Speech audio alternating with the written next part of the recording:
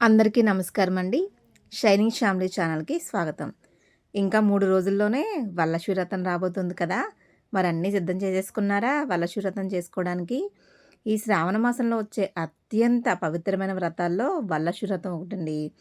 ఈ పూజ చాలామంది అంటే ఎన్నో రకాల అలంకరణలు, ఖరీదైన వస్తువులు, పెద్ద పెద్ద ఏర్పాట్లు చేయాలని భావించి అదే విధంగా చేస్తున్నారు కూడా ఇప్పుడు సోషల్ మీడియా చూస్తుంటే. కానీ అసలు మన హిందూ శాస్త్రాలు చెప్పేది ఏంటి? మన శాస్త్రం ఏం చెప్తుంది? మన పండితులు ఏ విధంగా పూజ చేసుకోవాలని చెప్తున్నారు? భక్తి ఉంటే చాలు, ఆర్భాటాలు అవసరం లేదు. ఇక ఈరోజు అసలు మన శాస్త్ర ప్రకారం వరలక్ష్మి వ్రతం చాలా సులభంగా ఏ విధంగా చేసుకోవాలో ఈ వీడియోలో తెలుసుకుందాం. అంతకన్నా ముందు మీరు నా చేతిలో ఈ 2 ఫోటోలు చూస్తున్నారు కదా! ఒకటి అష్టలక్ష్ముల అమ్మవార్లు ఉన్న ఫోటో అనమాట. ఈ ఫోటో నేను వైభవలక్ష్మి వ్రతం చేసుకున్నప్పుడు తీసుకున్నాను ఒక 8 సంవత్సరాల క్రితం. తర్వాత ఇది విష్ణుమూర్తి, అమ్మవారు కలిపి ఉన్న ఫోటో అనమాట. మనం ఎప్పుడైనా సరే అమ్మవారిని పూజించేటప్పుడు అయ్యవారిని కూడా కలిపి పూజిస్తే అమ్మవారు ఎంతో మురిసిపోతారట. అందుకే నేను ఎప్పుడు వరలక్ష్మి వ్రతం చేసుకున్నా సరే అమ్మవారిని, అయ్యవారిని కలిపి పూజ అయితే చేసుకుంటాను. ఇక వ్రతానికి కావాల్సిన వస్తువులేంటో చూసుకుందాం. మొదటిగా కలశం పెట్టడానికి ఒక రాగి చెంబు లేదా ఇత్తడి చెంబు, కలశంలో ఒక కొబ్బరికాయ, అలాగే కొట్టడానికి ఒక కొబ్బరికాయ, ఆచమనం పాత్ర, పంచపాత్ర, ఉద్దరిని, కలశం మీద అలంకరించడానికి ఒక జాకెట్ ముక్క, అలాగే పీట మీద ఆసనంగా ఇంకొక జాకెట్ ముక్క, కలశం మీదకి మామిడి ఆకులు, అమ్మవారి ఫోటోలకి అలంకరించడానికి పువ్వులు, తాంబూలానికి అరటిపళ్ళు, తమలపాకులు, వక్కలు, అలాగే విడి పువ్వులు, అక్షితలు, దీపారాధన కుందులు, దీపారాధనకి ఆవు నెయ్యి లేదా కొబ్బరి నూనె ఏదైనా సరే. పూజా సామాగ్రి అన్నీ ఒకసారి దగ్గర పెట్టుకుంటే అస్తమానం లేసే పని లేకుండా ఉంటుంది కాబట్టి అన్నీ దగ్గర పెట్టేసుకోవాలి.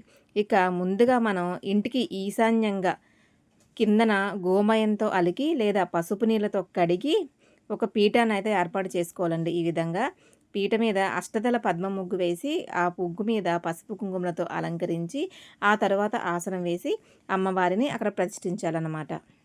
పూర్తిగా వీడియోలోకి వెళ్ళే ముందు మీకు ఒక చిన్న విషయం చెప్పాలండి. ఈ పూజ వరలక్ష్మి వ్రతం ఎలా చేసుకోవాలో చూపించడానికి తీసిన డెమో వీడియో. ఈ పూజ చేసేటప్పుడు అక్కడక్కడ నాకు చిన్న చిన్న పొరపాట్లు జరిగాయి. పూజలో కొన్ని ముందు వెనుక చేసే ఉంటాయి కదా, అక్కడ కొద్దిగా పొరపాటు జరిగింది. అందుకే మీకు ముందుగానే చెప్తున్నాను. మీరు కూడా వీడియో చూసేటప్పుడు ఆ పొరపాట్లను గమనించి మీరు పూజ చేసుకునేటప్పుడు మాత్రం సరైన విధానాన్ని పాటించండి. తెలిసి తెలియక జరిగిన చిన్న పొరపాట్లు తప్పుగా భావించకుండా క్షమించండి. అయితే నువ్వే పొరపాటుగా చేసి మాకేం చెప్తావులే అమ్మ అంటారేమో. మనం పూజకి అన్నీ సిద్ధం చేసుకున్నా సరే ఏదో ఒకటి మర్చిపోతూ ఉంటాం కదా. ఎవ్వరమైనా సరే ఏ పూజలోనైనా సరే జరుగుతుంది. అలాంటప్పుడు పూజలో లోపం రానిస్తామా అని కాదు, భక్తి భావం లేకుండా ఉండదు కదా. మనం పొరపాటు ఏది చేసినా ముందు మనకి ఉండాల్సింది అమ్మవారి మీద అపారమైన భక్తి, నమ్మకం. ఈ 2 ఉంటే చాలండి. ఆ తల్లి చల్లని చూపు మన మీద ఉంటుందన్నమాట. ఇక వీడియోలోకి అయితే వెళ్ళిపోదాం. అలాగే ఎవరైనా కొత్తగా నా ఛానల్ని ఇప్పుడే చూస్తున్నట్లయితే ప్లీజ్ నా ఛానల్ని సబ్స్క్రైబ్ చేసుకుని పక్కనే ఉన్న బెల్ సింబల్ని క్లిక్ చేయడం ద్వారా నేను పెట్టే వీడియోస్ అన్నీ మీకు ముందుగానే నోటిఫికేషన్ కింద వస్తాయి. సో నా ఛానల్ని తప్పకుండా సబ్స్క్రైబ్ చేసుకోండి. ఇప్పుడు కలశానికి పసుపు రాసి కుంకుమ బొట్లు పెట్టి అలంకరించాలి. అలాగే కలశం మీద పెట్టే కొబ్బరికాయకి కూడా పసుపు రాసి కుంకుమ బొట్టు పెట్టాలి. ఇప్పుడు కలశం పెట్టడానికి ఒక ఇత్తడి పళ్ళాన్ని తీసుకుని దానికి కూడా పసుపు కుంకుమతో అలంకరించి తర్వాత అందులో బియ్యం పోసుకుని కలశాన్ని పెట్టడానికి పీటనైతే ఏర్పాటు చేసుకోవాలి. బియ్యాన్ని సమానంగా సదిరి దాని మీద పసుపు, కుంకుమ, అక్షతలు వేసి తర్వాత కలశాన్ని దాని మీద పెట్టుకోవాలన్నమాట. అది కలశం స్థాపించడం.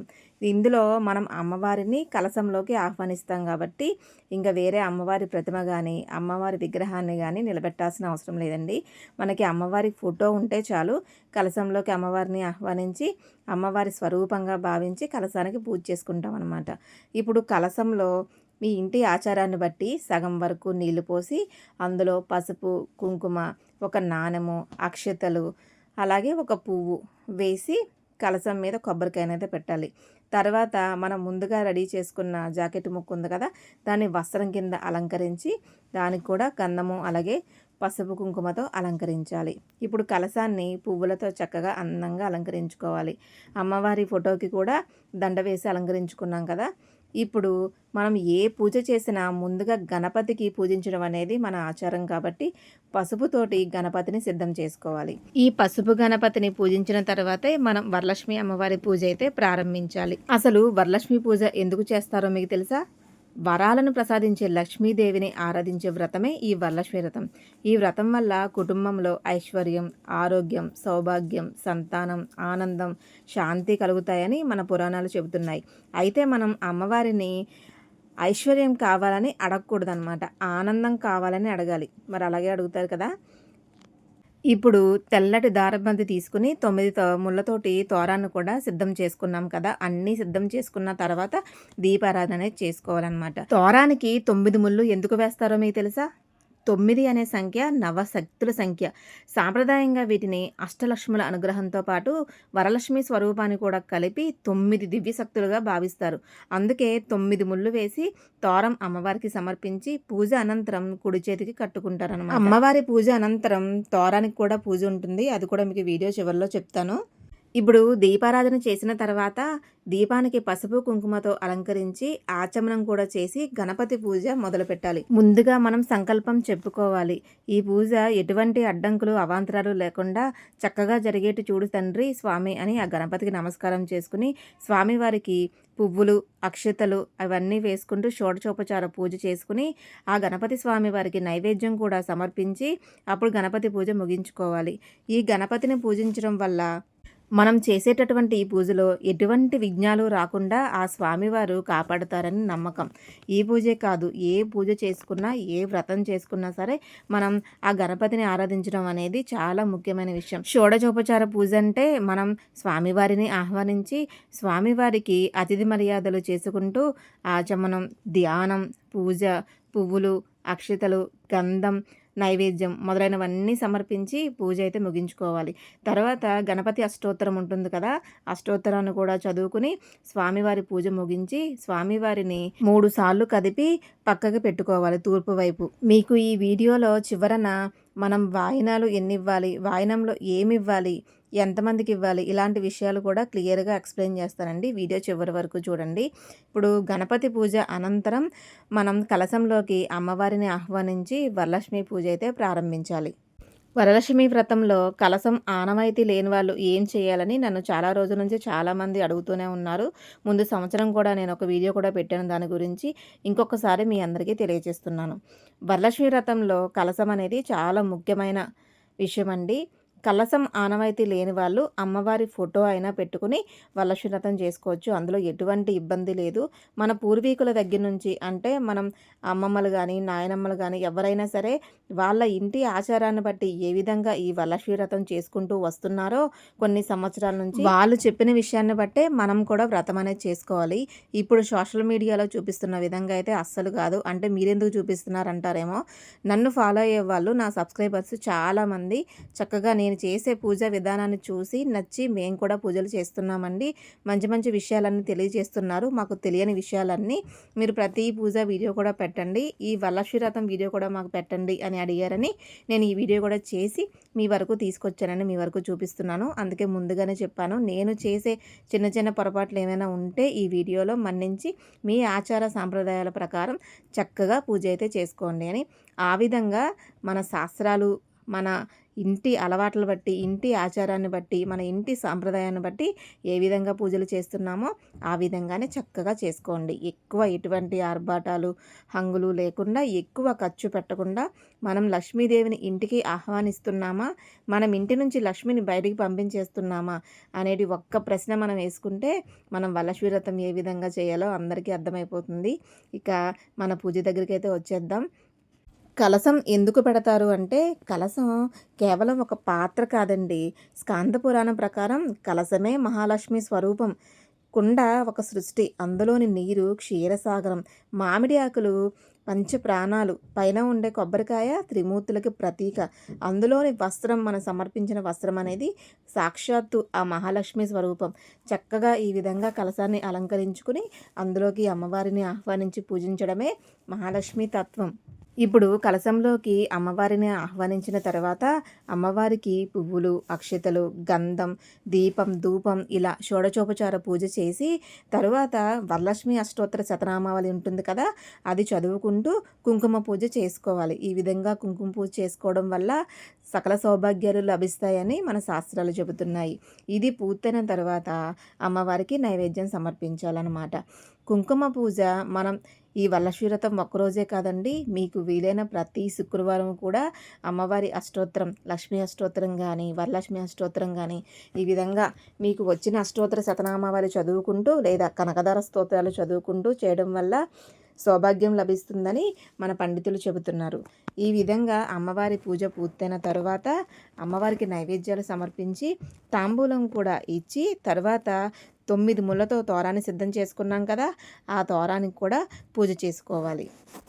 తోరానికి పూజ చేసుకునేటప్పుడు ఓం కమలాయై నమః ప్రథమ గంధం పూజయామి, ఓం రమాయై నమః ద్వితీయ గ్రంథిం పూజయామి, ఓం లోకమాత్రై నమః తృతీయ గ్రంథిం పూజయామి, ఓం విశ్వజనన్యై నమః చతుర్థ గ్రంథిం పూజయామి, ఓం మహాలక్ష్మ్యై నమః పంచమ గ్రంథిం పూజయామి, ఓం క్షీరాభితనయాయై నమః షష్టమ గ్రంథిం పూజయామి, ఓం విశ్వసాక్షిణ్యాయ నమః సప్తమ గ్రంథిం పూజయామి, ఓం చంద్రసోదర్యై నమః అష్టమ గ్రంథిం పూజయామి, ఓం శ్రీ వరలక్ష్మ్యై నమః నవమ గ్రంథిం పూజయామి అని ఈ విధంగా తోరానికి పూజ చేసుకుని పూజ అనంతరం తోరాన్ని మన కుడి చేతికి కట్టుకోవాలి.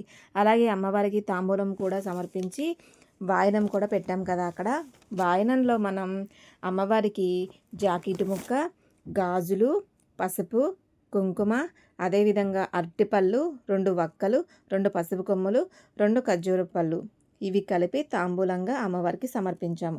అక్కడ కట్టిన 2 తోరాల్లో ఒకటి అమ్మవారికి, ఒకటి మనం కట్టుకోవడానికి. అదేవిధంగా ఇంట్లో ఎవరైనా సరే పూజలో కూర్చుంటే, వ్రతకథ చదివేంత వరకు పూజలో ఉంటే వారికి కూడా మనం తోరం అనేది కట్టుకోవచ్చు. ఈ విధంగా అమ్మవారికి నైవేద్యం తాంబూలం సమర్పించిన తరువాత పైకి లేచి ఆత్మప్రదక్షిణం చేసి మనం చేసిన ఈ పూజలో తెలిసి తెలియక పొరపాట్లు ఏవైనా జరిగినా సరే అమ్మవారిని క్షమాపణ అడిగి మన్నించమని అమ్మవారి శరణార్థులు కోరాలి. ఈ విధంగా చేయడం వల్ల మనం తెలిసి తెలియక చేసిన పొరపాట్లు ఏమైనా ఉంటే పూజలో అమ్మవారు మన్నిస్తారని ప్రతీక. ఇక తోరానికి నేను చెప్పినట్టు పూజ చేసుకున్న తర్వాత కుడి చేతికి కట్టుకోవాలి. ఈ కట్టుకున్న తోరాన్ని 3వ రోజున తీసి పచ్చని చెట్టు మీద కాదండి, చెట్టు కింద వేయాలి, భూమిలో కలిసిపోయేటట్టు.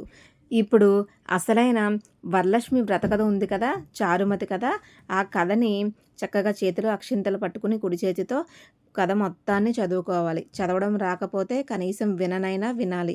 వరలక్ష్మి వ్రతం చేసుకున్న ప్రతి ఒక్కరూ ఈ చారుమతి కథ తప్పకుండా చదువుకోవాలని మన పురాణాలు చెబుతున్నాయి. ఎందుకంటే చారుమతి ఏ విధంగా అత్తమామలతో, కట్టుకున్న భర్తతో, ఇరుగు పొరుగు వారితో ఎంత ప్రేమానురాగాలతో ఉంటుందో, భర్తకి ఎంత ప్రేమను పంచించేదో, అత్తమామల్ని ఎంత గౌరవంగా తీర్చిదిద్దేదో, ఎంత గౌరవ మర్యాదలతో ఉండేదో అవన్నీ చక్కగా చెప్పారు. కాబట్టి అందులో ఆ విధంగా ఇప్పుడు ప్రతి మహిళలు కూడా ఉంటారని చారుమతి కథని చక్కగా వివరిస్తారనమాట. ఆ కథ విని ఆ విధంగా నడుచుకుంటారు అందరూ అని. ఇక కథ కూడా పూర్తయిన తర్వాత అమ్మవారికి మంగళ నీరాజనం సమర్పించి మన పూజనైతే ముగించాలి. ఈ పూజని ఎక్కువ శాతం ఉదయాన్నే చేస్తారు. ఉదయం ఉపవాసంగా ఉండి ఏమీ తినకుండా పూజ అనంతరం పంచపక్ష పరమన్నాలు అమ్మవారికి ఏవైతే నైవేద్యంగా పెడతామో వాటిని భోజనంగా స్వీకరిస్తారు. లేదు ఉపవాసం ఉండాలి అనుకునేవారు సాయంత్రం వరకు ఉపవాసం ఉండి సాయంత్రం ప్రదోషకాలంలో కూడా ఈ వ్రతాన్ని చేసుకుంటారు. ఇక తెల్లవారి శనివారం రోజున మనం పూజ ఎంత భక్తి శ్రద్ధలతో చేశామో అదేవిధంగా ఈ నిర్మాల్యాన్ని కూడా అంతే శ్రద్ధగా తీసేయాలి. అమ్మవారికి మరొక్కసారి దీపారాధన చేసి అమ్మవారికి చూపించి అమ్మవారికి నైవేద్యం సమర్పించి దీపారాధన కొండెక్కిన తర్వాత అమ్మవారి ఫోటోని, కలశాన్ని, ప్రతిమని ఇవన్నీ తీసివేయాలి. కలశం కింద వేసిన బియ్యం ఏదైనా ప్రసాదంగా చేసి అమ్మవారికి సమర్పించవచ్చు. కలశం మీద పెట్టిన కొబ్బరికాయను కూడా ఏదైనా తీపి పదార్థంగా చేసుకోవాలన్నమాట. ఈ విధంగా వరలక్ష్మి వ్రతాన్ని చాలా సులభంగా, ఎక్కువ ఖర్చు పెట్టకుండా చాలా చక్కగా చేసుకోవచ్చండి. మనం ఎంత ఖర్చు పెట్టి చేసామన్నది కాదండి అమ్మ చూసేది, మనం ఎంత భక్తిగా చేసామో అమ్మవారి పూజ అనేది. ఇంతసేపు మనం పూజ చేసినా 1-2 నిమిషాలు అమ్మవారి దగ్గర మనం మనస్సుని ప్రశాంతంగా ఉంచి మన మనస్సుని అక్కడ లగ్నం చేసి అమ్మవారిని చూడడం వల్ల, ఆమెను ధ్యానం చేయడం వల్ల ఆ పూజ ప్రశాంతంగా పూర్తయినట్టే. అమ్మవారు ఆ ఒక్క నిమిషం మన మనసు లగ్నం చేయడం వల్లనే ఆవిడ కరుణిస్తుందండి. ఈ విధంగా అపారమైన భక్తి, అమ్మ మీద నమ్మకం ఉంచి చక్కగా వరలక్ష్మి పూజ అయితే చేసుకోండి. నేను ముందు ఫస్ట్ వారం ఈ పూజ చేశానన్నమాట. మొదటి వారం ఈ శుక్రవారం పూజ చేసి మీ అందరి ముందుకు తీసుకొచ్చాను. సో వీడియో నచ్చితే తప్పకుండా లైక్ చేయండి. అలాగే video me friends and families అందరికీ షేర్ చేయండి. మరిన్ని ఆధ్యాత్మిక వీడియోస్ కోసం మన ఛానల్ని తప్పకుండా సబ్స్క్రైబ్ చేసుకోండి. మరొక వీడియోతో మళ్ళీ కలుసుకుందాం. అంతవరకు ధన్యవాదాలు.